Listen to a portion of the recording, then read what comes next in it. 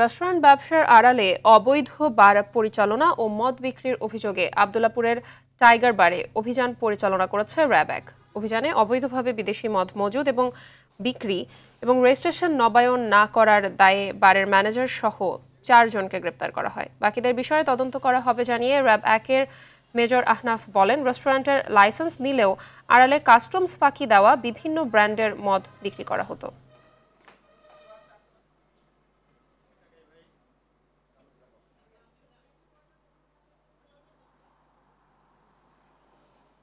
আমরা বিগত কয়েকদিন ধরে অনেক অভিযোগ পাচ্ছিলাম যে টাইগার বার নামক একটা প্রতিষ্ঠানে বিপুল পরিমাণে অবৈধ বিদেশি মদ তারা বিপণন করছে এবং যার কোনো লাইসেন্স নাই। রেস্টুরেন্টের যেসব নির্ধারিত মাদক তার থেকে আমরা অনেক বেশি বিদেশি মদ এবং বিয়ার উদ্ধার করি। একই সাথে গোপন ওয়্যারহাউস থেকে আমরা অনুমোদিত যেসব মাদক থাকার কথা তার থেকে অনেক বেশি মাদক জব্দ করি। মাদক কাউন্ট করে তাদেরকে পুলিশের কাছে হস্তান্তর করি।